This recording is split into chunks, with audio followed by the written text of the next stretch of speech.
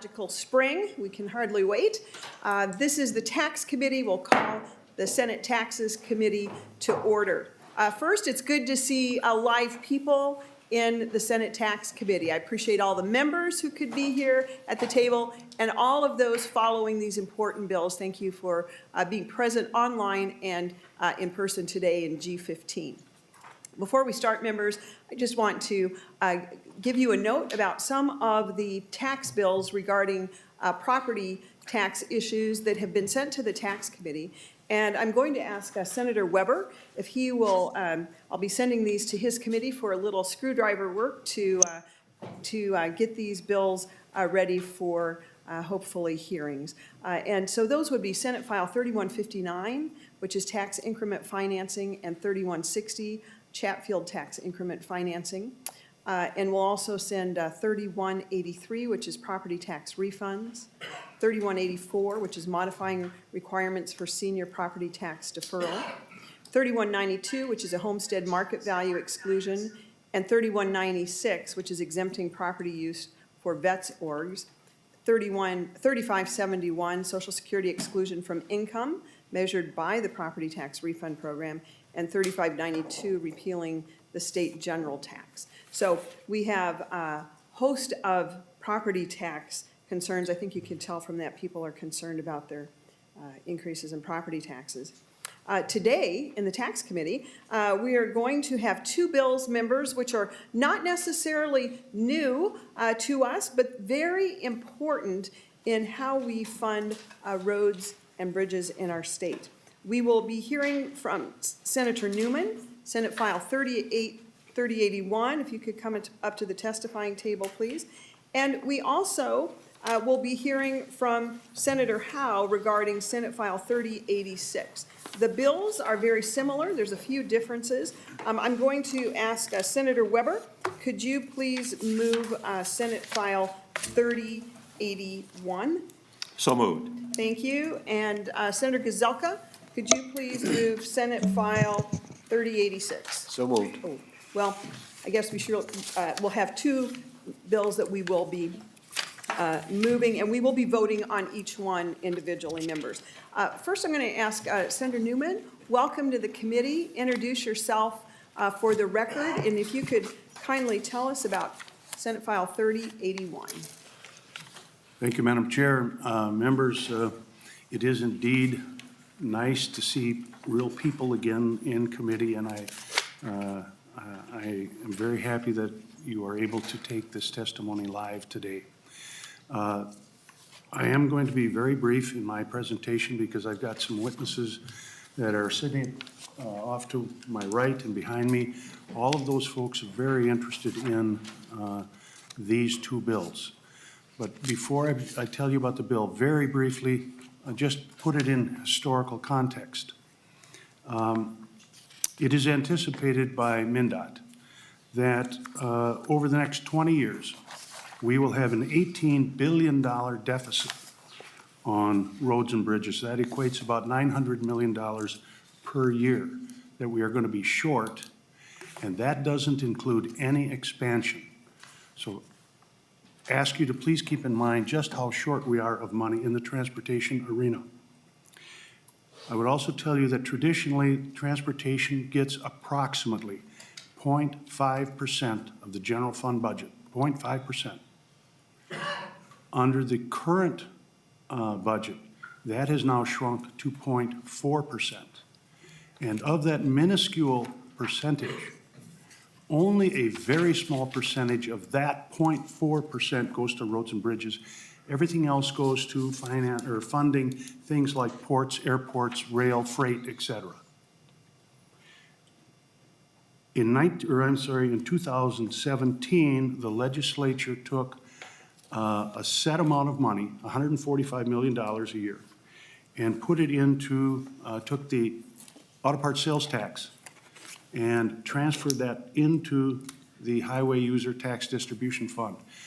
The only increase in transportation funding out of the general fund that I am aware of since I came to the Senate in 2011. So I would ask that you keep those thoughts in mind as we talk about these two files, and in particular, Senate File 3081. If you look in your packet, there is a chart. It's a box graph that looks like this. There's a box graph that fiscal analyst Krista Boyd prepared for us because we don't yet have a fiscal note. And also note that this is prepared based on the November forecast, not the forecast that came out yesterday. And it's only to illustrate to you the amount of general fund dollars that we are talking about. So we right now have got 145 million per year that is being diverted from the general fund auto parts sales tax into HUTDF for transportation purposes. What is being proposed in Senate File 3081 is that we devote 100% of auto parts sales tax into HUTDF. I would ask you to keep this in mind.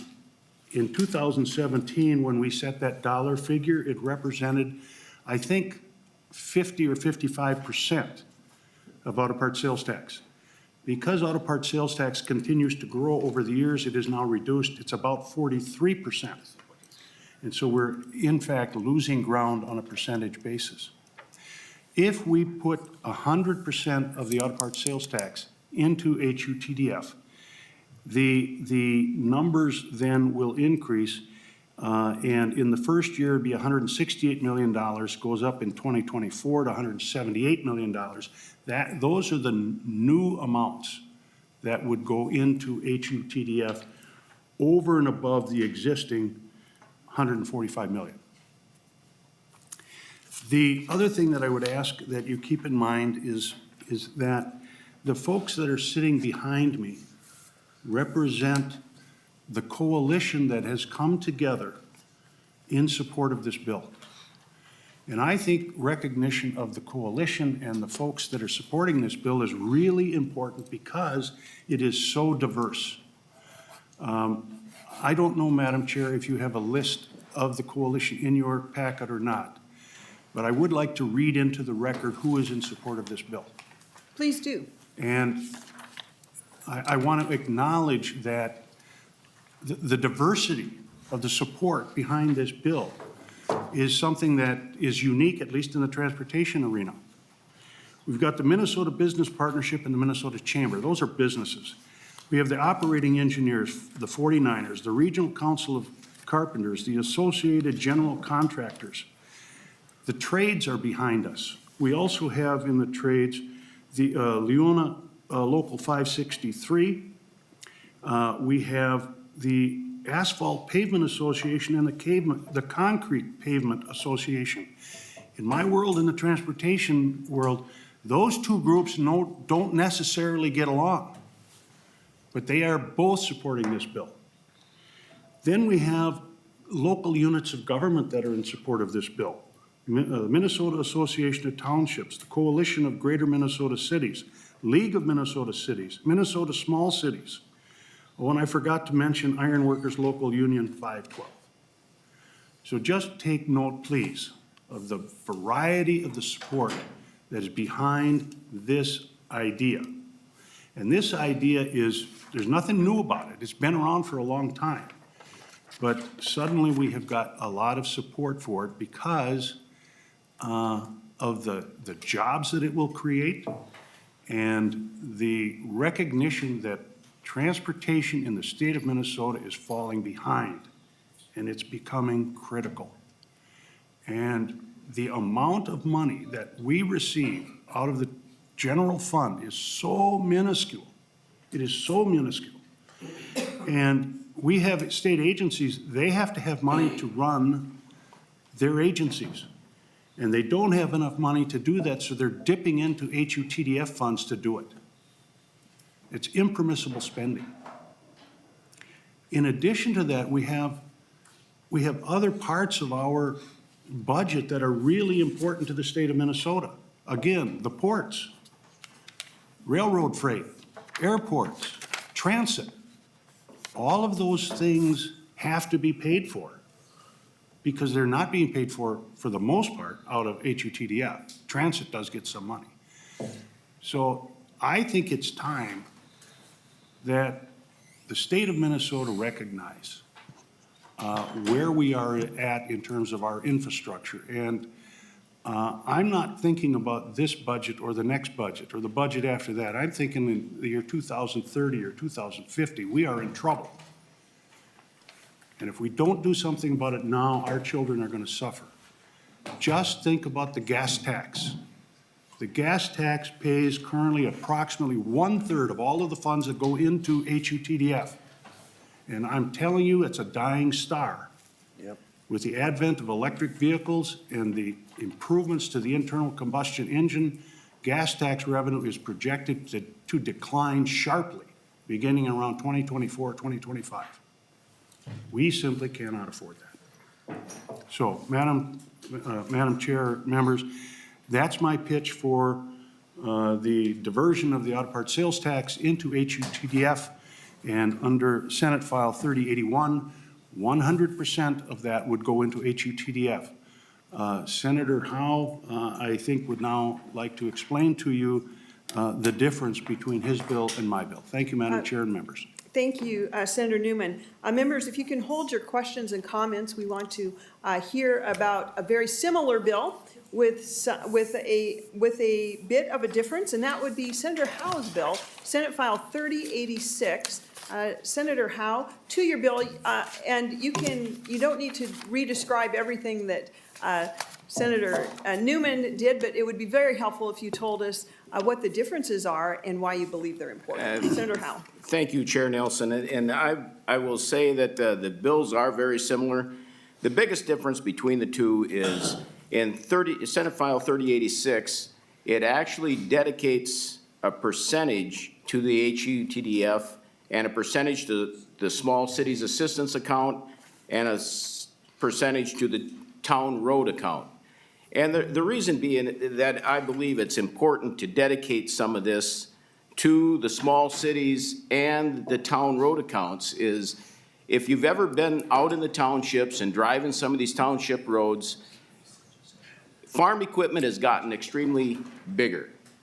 You see a lot of semis on these township roads bringing grain to market. And it's been tougher and tougher for them to maintain their roads. They need more money. Minimum maintenance roads have become no maintenance roads.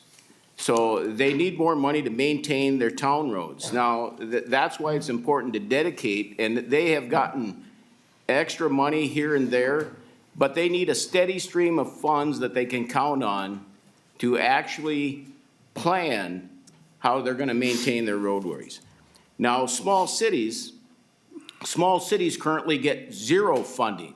They're the only governmental agency that gets zero funding for to maintain their roads, except for the one-time money that we sometimes give them. They their residents pay gas tax too, yet they get no funding from the HUTDF fund. This would give them funding on an ongoing basis. So what it would amount to currently at 12%, if that's what the number we land on, would give them both the small cities and the town road account. It would give them just over $37 million. So that's something they can plan with, and I think it's an atrocity that those residents of small cities, the only thing that they can do to maintain their roads is through property taxes. And so I believe this is a good way to keep the property taxes in our small towns under 5,000 to prevent them from going up. This, to me, is property tax relief to the small cities. But we've got folks here to testify to all that. I truly believe that when this idea came to my head in 2016 that this was the right thing to do when I was in the other body and underneath a Suburban dropping a 42-gallon tank out of a Suburban to replace the fuel pump. And my wife told me, you should just go out and buy a different one. And as I'm sitting underneath that Suburban thinking that if I went and bought a new truck, and you know, I will say that I think in a different manner than most folks, because most people don't think about where your taxes go when you're laying underneath a Suburban replacing a fuel pump. But I thought if I went and bought a different vehicle, the sales tax on that vehicle would go to roads and bridges. It's dedicated there. But because I'm buying pieces and parts to keep my old truck on the road, that sales tax went to the general fund, not to roads and bridges. So that was the impetus of this whole bill back in 2016, was that this is transportation related. And instead of buying a different vehicle, I'm trying to keep my old vehicle on the road. Those funds should still go to transportation.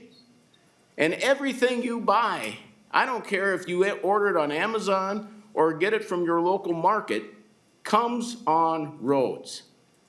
It comes with a truck. That's why we need to take some of those funds out of general fund and put it into transportation to keep that road network working, because there's some people that don't drive at all but still benefit from our road network. And with that, Madam Chair, I would believe we would go to testifiers.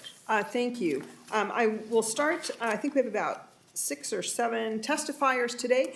If I could just ask one brief question, Senator Howe, before we start, because some people may be thinking about it throughout the testimony. Certainly I would be. I want to know if your bill also provides funding to townships. It says small cities, but I believe that would include townships as well. Oftentimes our townships, those roads specifically around regional centers, are beginning to see lots and lots of traffic that they were never intended for. And we can have staff answer that question, but my understanding it would be townships. Sure, Nelson, if you go to that chart that Senator Newman related to, if you see that, when it says small cities account, and it also says the town road account, those are the townships. Thank you so much. So it's 12% to each one of those in the current bill. Thank you. I believe that's an important fact to make known. Senator Bach. Well, thank you, Madam Chair. Senator Howe, just for the benefit of the committee and anybody watching online, can you give us a definition of small cities and how many there are in Minnesota? Well, I'll leave that to one of the testifiers as far as how many there are, but it's any town that's under the population of 5,000, and there are many of those. And so, and I've got a lot of them in my district, and I know they're spattered throughout the state, and to me, this is property tax relief in its finest form, when we can give them money on an ongoing basis to maintain their roads. Thank you, Senator Howe. We'll look for that from any testifier that knows, and if not, we'll call on our staff to answer that question. Perhaps Senator Bach. Senator Bach. Madam Chair, just a little fun fact based on Senator Howe's testimony. Senator Howe, next time you're under your car and you bump your head and you need to go to the hospital, a little clue, your health insurance isn't going to cover you. That injury actually goes on your automobile insurance medical. And I learned that in my time here, but it's kind of an interesting fact that your auto insurance medical covers you if you get injured while you're working on your car, not your regular health insurance. Good to know. Thank you, Senator Bach. Madam Chair, he's partly right. Senator Newman. Okay, I'm glad. I hope none of that happens to you all. I hope you don't hit your head when you're working on your car.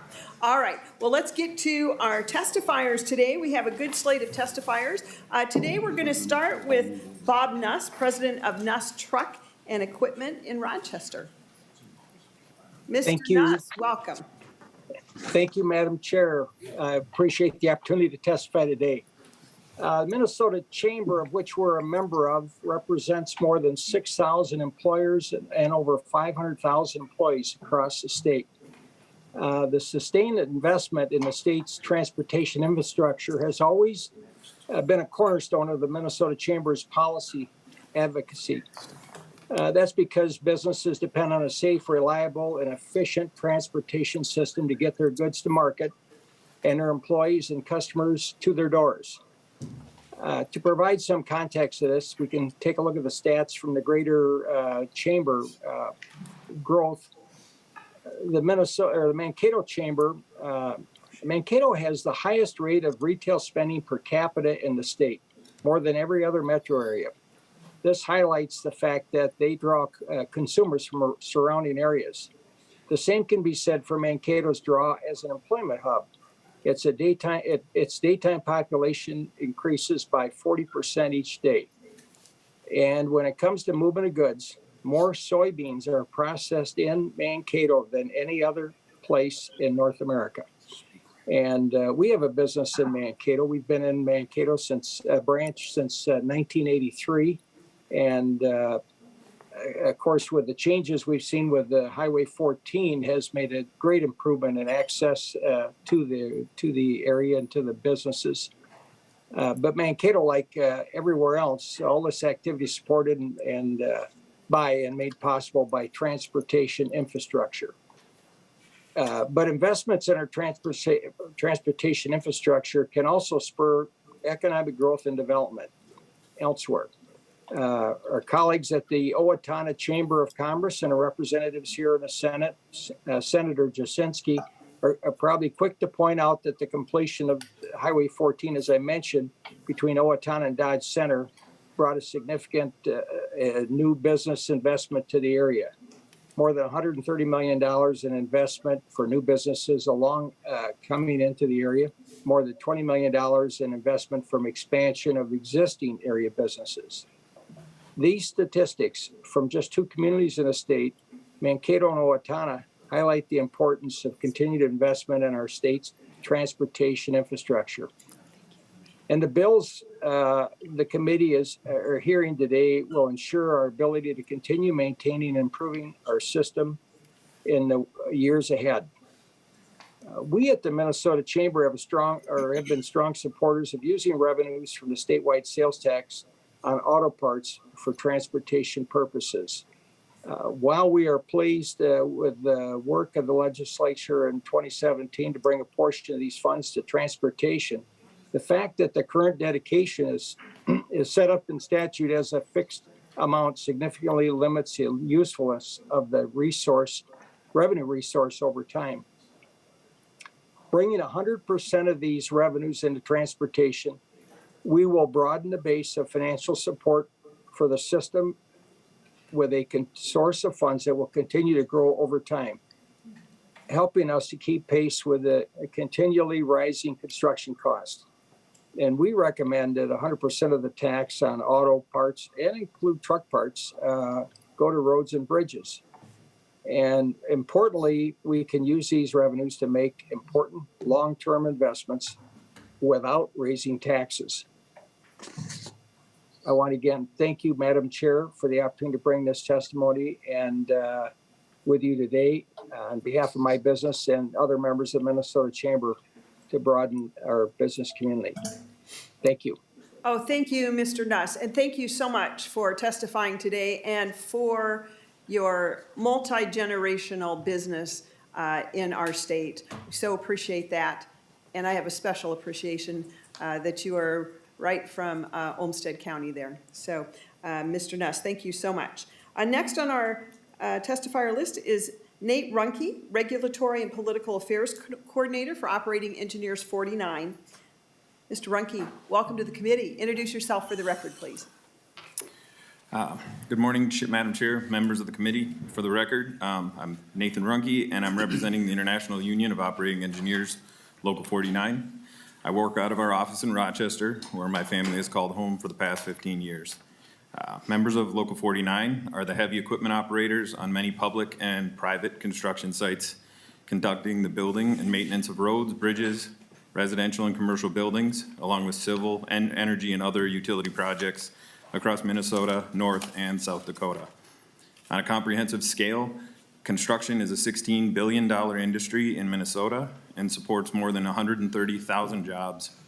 Local 49 has over 14,400 members, more than 12,200 of which are Minnesotans. Thank you for the opportunity to speak briefly about the bills before the committee today.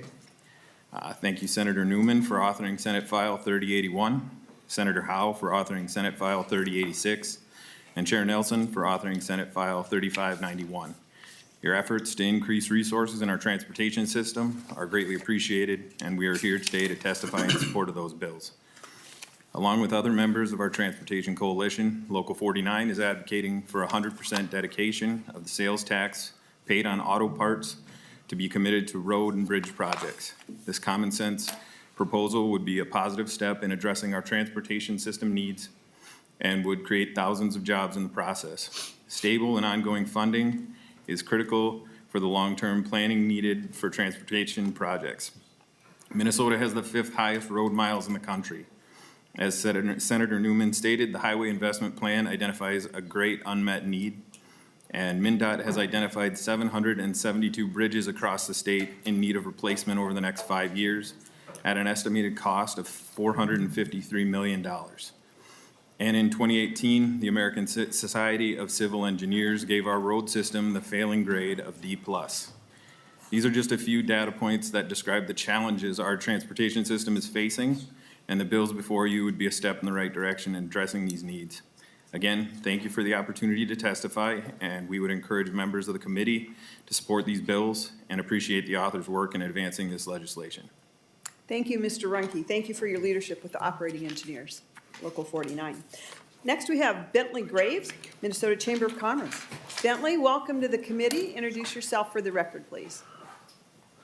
Thank you, Madam Chair and members. My name, again, is Bentley Graves with the Minnesota Chamber of Commerce. And I'll be brief because I think Mr. Nuss did a very nice job of kind of outlining our support and our reasons for support of this legislation. But I just want to take a quick moment to, again, thank Senator Newman and Senator Howe and frankly, this body, the Senate, for being such steadfast champions of this proposal over the last many years, making the first progress of this in 2017, and now bringing forward a proposal to bring all these dollars into transportation, which, again, as you heard Mr. Nuss say, we've long supported and truly believe will help us advance investment in the system over the long term, and importantly, being able to do so with a revenue source that will grow over time, and also importantly, being able to do so without raising taxes. So thank you, Madam Chair, for the opportunity to testify this morning. Thank you to Mr. Nuss for articulating so well our position, and thank you to the authors this morning. Thank you.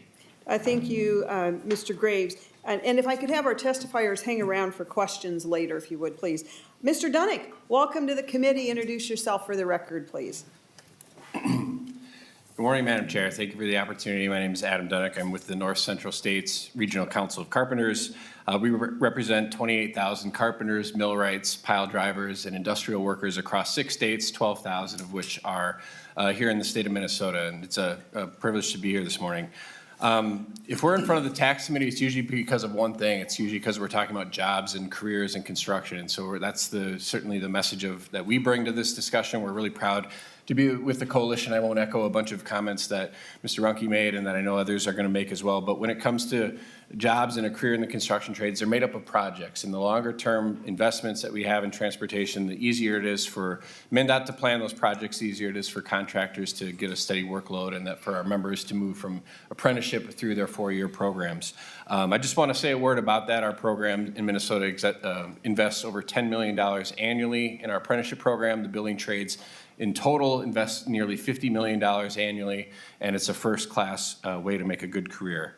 Right now, we have an opportunity both to invest in our infrastructure, to capitalize on the federal dollars that are out there, and to make best use of a revenue source that makes sense, is connected to transportation funding, and we're really pleased to be part of this coalition. I want to thank you, Madam Chair, thank the authors, Senator Newman and Senator Howe, for their work on these bills, and we strongly support them. Thank you, Mr. Donohoe. And also, thank you for those wonderful apprenticeship programs. I've been to that apprenticeship training site, and it is just top of the line.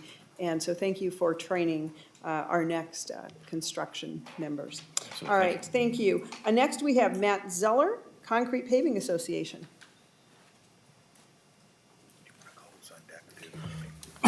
Oh, yes, and also our next one on deck is Jeff Krieger. Mr. Zeller. Thank you, Madam Chair. Good morning. Again, my name is Matt Zeller. I am the Executive Director for the Concrete Paving Association of Minnesota.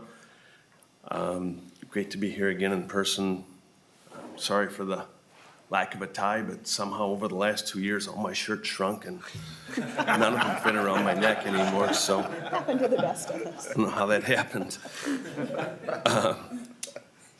So again, our association represents everyone from the aggregate to cement suppliers to the consulting companies that build their roads. So was mentioned Highway 14 a couple times out there, Owatonna to, I forget where that all wrapped up, but that was our contractors out there building that. Then the next stretch of 14 over by Nicollet, that'll be built this next year or two. Those will be our members as well. So our folks work all around the state. If it's concrete pavement related to that, that's what our folks do. First, I'd like to state that CPAM supports the bills being considered here today. The funds collected from these bills guarantee a more sustainable funding sources so that we can focus on long-term solutions rather than taking short-term Band-Aid approaches to fixing our highway system as been done forever. Many of the testifiers have touched on, but at our last hearing, a few others mentioned it, and I wanted to make sure I threw it in here today as well. The sustainable funding allows our agencies to have a predictable program. And that's one of the biggest things that our industry needs is we need to be able to look into the future and see what work is coming so that our contractors can keep employees.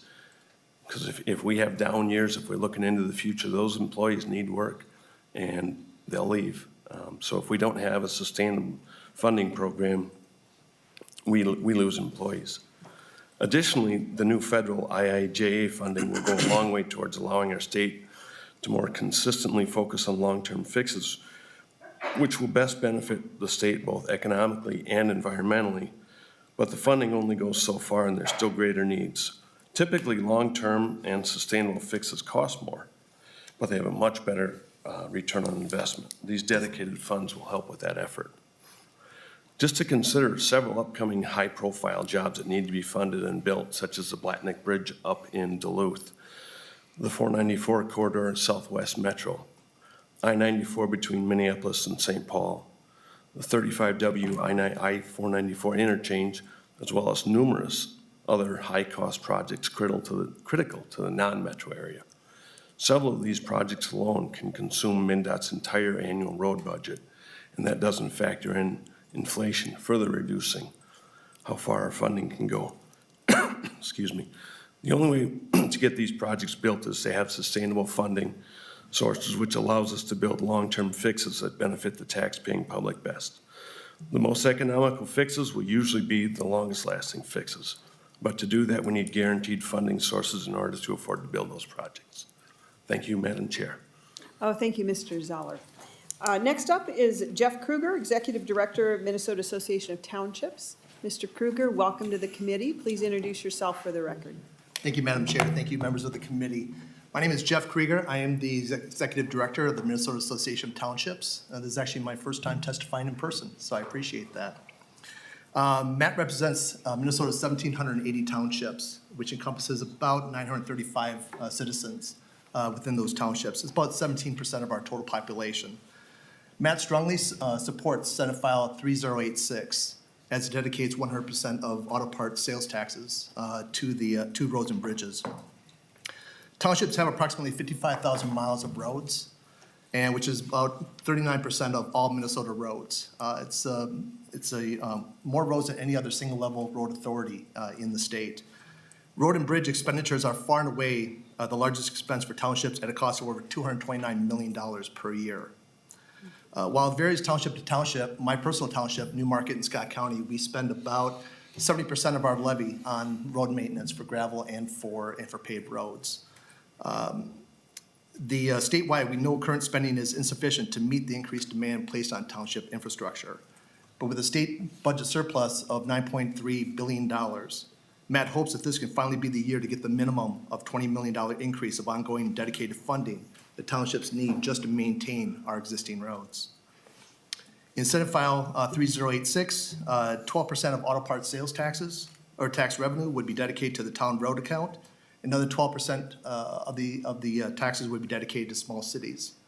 Based on auto parts sales tax forecasts, based on 2021 numbers. 12% would equate to about $37.7 million in fiscal year 2023, $38.9 million in 2024, and $40.4 million in fiscal year 2025.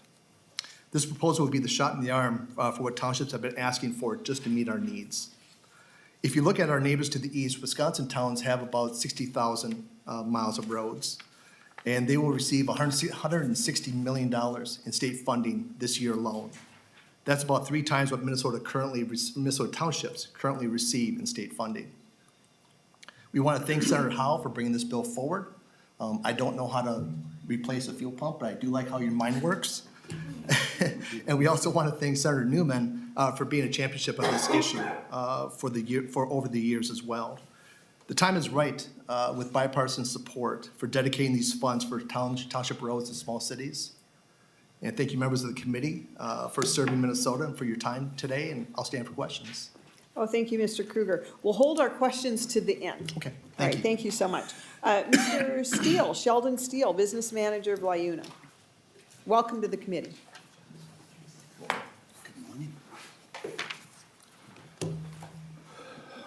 Well, thank you, Madam Chair and members of the committee. My name is Sheldon Steele. I live in Grand Meadow, Minnesota, just south of Rochester. I'm proud to serve as the business manager of LiUNA Local 405. We represent more than 800 skilled construction and general laborers in the Rochester and southeast Minnesota area. I've spent more than 20 years in the field, and much of that time was doing highway heavy work. Today, more than 1/3 of the Local 405 members provide for their families by building and maintaining Minnesota's transportation infrastructure. I believe all Minnesotans should have the freedom to live in the communities we choose to make our home. To exercise that freedom, we must be able to get goods, travel for work, operate our businesses, and go about our lives without having to worry about the risk of deficient and inadequate transportation infrastructure. Decades of underfunding has created a mountain of unmet needs in our transportation system that threatens the resilience of our communities and the safety of us all. As I sit here today, there are over 650 bridges and over 5,000 miles of Minnesota highway rated in poor condition. I put a hard hat sticker on my phone about 4 years ago, and I see Ds and C minuses and Cs, and that hasn't changed much. Since 2011, workers' commute times have increased by 8.6% on average, and each driver pays approximately $540 more per year in cost due to driving on roads in need of repair. I traveled the Highway 52 corridor here this morning, crossed over numerous bridges, some at parts of the road good shape, some bad. I also support this proposal because it will launch and maintain thousands of high-quality, family-sustaining, prevailing wage jobs for tradesmen and tradeswomen in every corner of the state. Our registered apprenticeship programs support critical efforts that bring women, people of color, veterans, and others not participating in the economy into lifelong careers in the trades. Madam Chair, I strongly encourage members of this committee to support Senate Files 3081 and 3086 because they both create a more reliable and ongoing funding source to address our critical transportation needs. I want to thank both Senator Newman and Senator Howe for bringing forward proposals that dedicate 100% of sales tax on auto repair parts. The time for you to act is now for making our roads, bridges, and transit safer, more reliable, and make us more connected. Again, I ask you to move these proposals forward today. Thank you for your time. Thank you, Mr. Steele. Next, we have Laura Ziegler, Associated General Contractors in Minnesota. Ms. Ziegler, welcome to the committee. Introduce yourself for the record. Thank you, and good morning, Madam Chair, members of the committee. My name is Laura Ziegler, representing Associated General Contractors of Minnesota. We are a statewide trade association representing the construction companies that build and maintain our infrastructure. And we are a part of the coalition that you see, business and labor, here today. And we're here because this is what our industry looks like out in the field, delivering these projects and for communities across the state. And it's important that we're here at a policy level trying to drive these same investments. And so we greatly appreciate Senator Newman and Senator Howe's work and appreciate the committee supporting this today. And as you've heard, Long-term investments are important to our members because it allows them to business plan for those future investments and also anticipate and scale workforce demands and supply needs. That's a unique part about construction, is that it is scalable and can be quickly upsized or downsized. And as you've heard today, efficient and economical delivery of construction services is predicated on predictable and stable funding sources. Therefore, we support dedicating the auto part sales tax as one of the several long-term solutions to putting our state's road and bridge investment strategy on a better path moving forward. And I'm here to reassure everyone on the committee that the Minnesota construction industry and community are well-positioned to deliver a larger capital investment program, working with the country's safest and most efficient workforce as key partners to deliver an excellent value for taxpayers. These are more than just jobs. These are careers that you are investing in today, and we appreciate your consideration. Thanks for the opportunity to speak with you this morning. Thank you very much.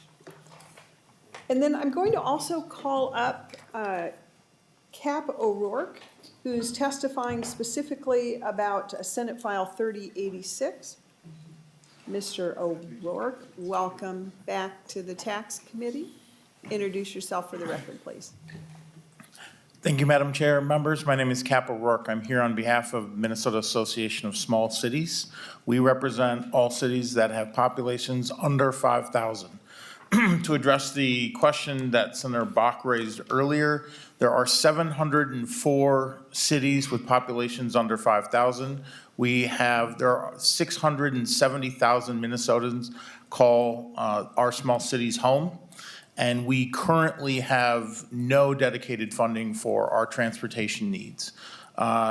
Senate File 3086 would be a huge, it would provide our small cities a huge point of relief. We would not only be able to look back and start addressing the backlog of transportation and road construction projects that we have in our communities, but we would also be able to look forward and start planning with these dollars that we know are coming.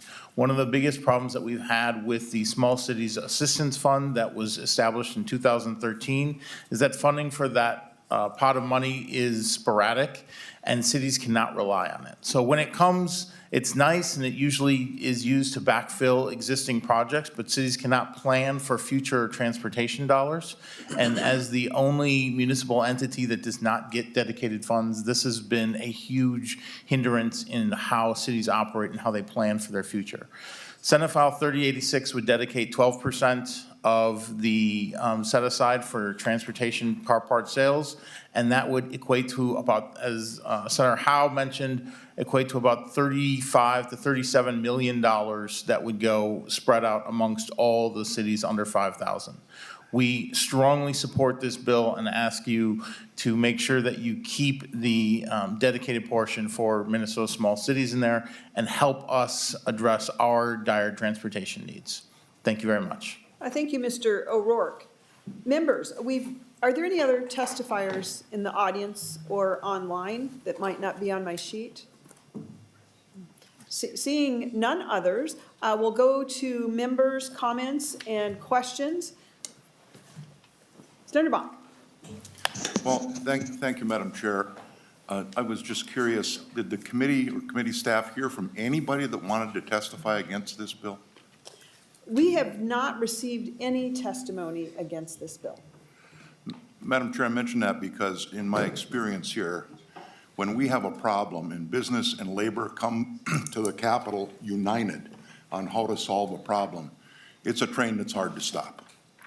And I just would remind my colleagues in the House, we found nobody opposed to the bill. Business and labor both here testifying in support of it. So Senator Newman, Senator Howe, if I can be of any help nudging our House colleagues along to support this, I certainly want to.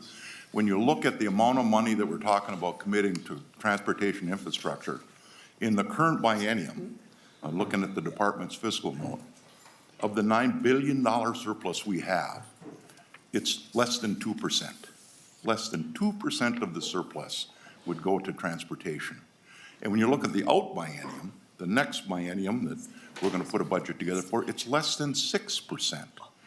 Pretty small numbers to get significant impacts in our transportation infrastructure. So thank you for bringing the bill, and look forward to helping in some way I can to help enact it into law, and I'm hopeful that the governor can find a way to support it. Thank you, Senator Bach. We do have one more testifier, Ms. Donohoe. Margaret Donohoe, welcome to the committee. Please make your way forward and introduce yourself for the record, please. We're glad you're here today. Ms. Donohoe. Oh, okay. Oh, thank you, Madam Chair. I appreciate the opportunity. For the record, I'm Margaret Donohoe, Director of the Minnesota Transportation Alliance. I wanted to just point out one thing that you didn't hear much about so far is the need to match federal funds from the Infrastructure Investment and Jobs Act that was passed at the federal level. And that's something that MnDOT and the Met Council are looking at, how to come up with those matching funds. We anticipate getting an increase in highway funds of about $925 million over the next 5 years. So that's another important reason why we support Senator Newman and Senator Howe in dedicating this revenue, because over the next 5 years, we will need to match funds, and we also want to be able to apply for discretionary grants at the federal level. And so we're going to need to be competitive with other states and other regions. So we want to make sure that Minnesota is in a good position to access as much of that federal funding as we can. And having the statutory dedication of all of this revenue will provide that kind of stable, dependable funding that will also help meet needs, but also to match the federal funds. So on behalf of the members of the Transportation Alliance, which does include a lot of the folks that you heard from, but our members include local governments, it includes contractors, suppliers, labor, local government, as I said, and consulting engineer firms. So we also have a very diverse statewide coalition and really supports the work of the senator and this bill. Thank you very much. Oh, thank you, Ms. Donohoe. Senator Bach. Madam Chair, Ms. Donohoe, I have a couple questions about the federal money that's coming. And I don't serve on the Transportation Committee, but I thought I heard a number like 4.5 billion over 5 years, or $5 billion. And I think the president's spouse was in Wisconsin touting this investment in transportation infrastructure, I think maybe yesterday. You testified there's $925 million coming out of the federal infrastructure bill. Can you explain that discrepancy for me? It seems pretty vast. Ms. Donohoe. Thank you, Madam Chair. Yes, Senator Bach. The difference is that the $4.5 billion, which is the total number, includes the base level of funding. So Minnesota and every state receives money every year out of the Federal Highway Trust Fund. So if you look at what we received for fiscal year 2021, that was about $713 million for the highways. That's going to jump up to 860, something like that. So it's the increase that we're looking at, which starts at $150 million, is the increase in the first year of the IIJA. That ramps up to about $220 million in the fifth year of the bill. If you add all that up, it's an increase of $925 million over the base. But yes, we hear a lot about the $4.5 billion, so I'm glad you brought that up, because it's not $4.5 billion in new money that's coming to the states. A lot of that is the base level of funding. Madam Chair, I think the press hasn't done a very good job of articulating what this federal infrastructure bill really is. So now I have one more question. Is there really any money, or is it true that the federal government has just authorized the money but not appropriated it? Ms. Donohoe. Madam Chair and Senator Bach, the money will come to the state. We're very confident about that. If you look at the FAST Act, which was the previous 5-year authorization, there was a delay in the first year in getting the money appropriated, but eventually all of the states received not only what was authorized, but more than what was authorized under the FAST Act. So yes, there has been a delay. We're very hopeful that Congress will pass an appropriation by March 11th. But we are pretty confident that that money will be coming to the state over the next 5 years. Thank you. Thank you. Ms. Donohoe, thank you for the clarification, the difference between new money and existing appropriations or ongoing appropriations. Did you mention how much the match is required? How much would the state of Minnesota be required to match? Usually I think it's 1-to-1, but I'd like you to clarify that to receive the $925 million of increased federal funding for our transportation. Yes, thank you, Madam Chair. I believe MnDOT has an estimate of about $60 million a year for the formula funds. Kind of the unknown is how much we could use in terms of applying for discretionary grants and some of the new programs that are being created under this legislation. So I believe the request that MnDOT has is for about $185 million a year to put us in a really good position to access as much of those federal funds as we can. Thank you, thank you. It's one of the great things about the tax committee. We get to learn about all the different jurisdictions in our state budget. Any further comments? I think Senator Gazelka.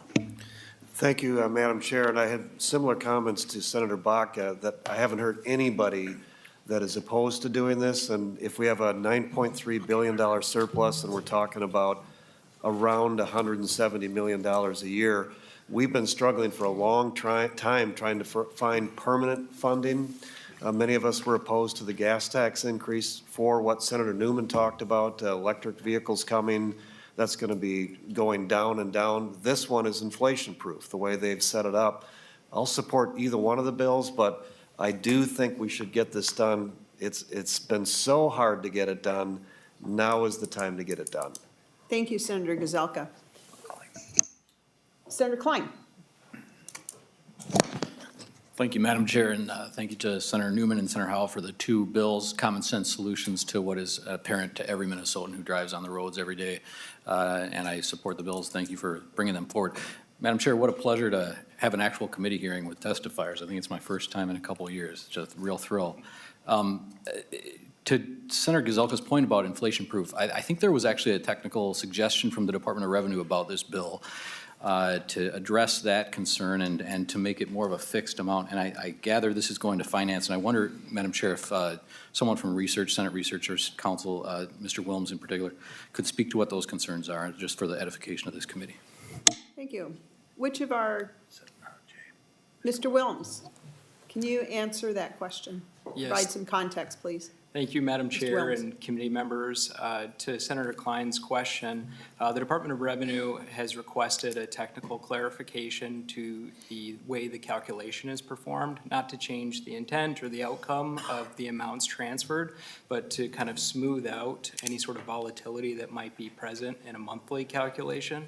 And so we're working closely, fiscal staff and council will be working with the Department of Revenue to develop the language that accomplishes that.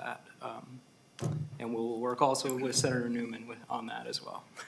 Thank you. So, Mr. Chair, or Madam Chair, sorry. Yes, Senator Gazelka. For clarification, we're still acknowledging that as the cost of auto parts go up, there's a higher number that would go into this fund. You're just trying to find a way to smooth it out. Mr. Wilms. Madam Chair and Senator Gazelka, yes, that's correct. No changes to the amount or what's presented here on the revenue estimate, just smoothing it out on an annual basis. Don't see any further comments. The chair's prerogative is to make a few. And I just want to thank both of the authors for bringing this bill forward. It is essential. It's the right thing to do. And as has been noted, there has been no opposition. And so this is one of those wonderful bipartisan, common sense Minnesota solutions to real problems.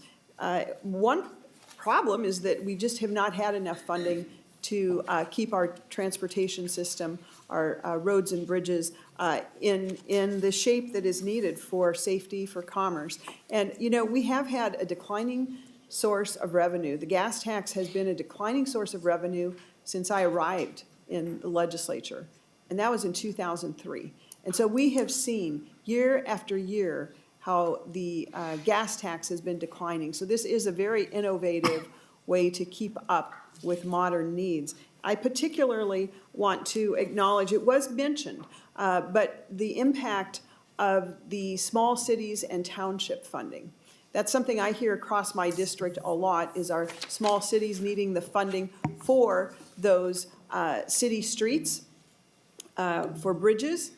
And also, where it's become very acute is in the townships, particularly townships surrounding regional centers, which are seeing more and more traffic driving into those regional centers, but using township roads. And there is not an adequate financing method for that. So I think this is another added benefit. So thank you. With that, Senator Weber, we're going to start with Senate File 3081. If you could renew your motion, and that would be to be recommended to pass and sent to Finance. So moved, Madam Chair. Thank you, members. This will be a voice vote. All those in favor signify by saying aye. Aye. Aye. Opposed? The bill will be referred to Finance with the recommendation to pass. And then secondly, we have a Senate File 3086. Senator Klein, would you like to move that, renew? Okay, that motion has been renewed. We will have a voice vote that Senate File 3086 be recommended to pass and sent to Finance. All those in favor signify by saying aye. Aye. Aye. Opposed? Bill passes. You are on your way to Finance. Thank you very much. Madam Chair and members, thank you very much for your support. Greatly appreciated. Thank you. Thank you. Members, we have just to note that our next hearing is Thursday, March 3rd. I do see a question before we adjourn. Senator Bach. Well, Madam Chair, maybe before Senator Newman leaves the room, I saw there was a press conference across the street on the House side to provide a gas tax holiday. I don't know anything about that proposal. Oh, Senator Newman, come back in here. Probably scaring him to death. Senator Newman, you are leaving too early, my friend. I thought I was done. No, not quite. We are not done with you. Senator Bach, continue on. Well, Senator Newman, I'm not sure you know the answer to this, but I had read in the paper that there was a press conference on the other side of the street in the House about providing a gas tax holiday. I'm just wondering about that proposal. Do they backfill the lost revenue to the Highway User Fund, or is it actually a cut in transportation funding going forward? Senator Newman. Madam Chair, Senator Bach, I can't answer your question because there is no similar movement or bill in the Senate. Most certainly, if there is no intention to backfill the loss to HUTDF, it would be just a horrible move on my part. And I would tell you, Senator Bach, that I would not anticipate that you would see a similar bill or movement coming out of the Transportation Committee this year. It is not something that I would support. While I acknowledge that our consumers need some relief, we are going to see $4 per gallon plus in the very near future. And the last time that happened, I think, was 2012. It literally stopped our economy. And it's really a serious matter. But a gas tax moratorium, I do not believe is the answer. Thank you, Senator Newman. Senator Rust. Thank you, Madam Chair. I couldn't agree more. Tax holidays are fraught with unintended consequences. And although, you know, the price of gas is set at the wholesale level and all of that, gas tax or any kind of tax holiday is not the way to serve the consumers of this state, and I hope we don't get that bill. I'd be happy to vote no along with you if it ever came up. Thank you, Madam Chair, Senator Newman. Thank you, Senator Rust. There's no intention of having a gas tax holiday bill in front of the Senate Tax Committee. So you've got another place, though, to make those no comments known. All right. Members, then again, our next hearing is Thursday, March 3rd. This meeting is adjourned. Thank you.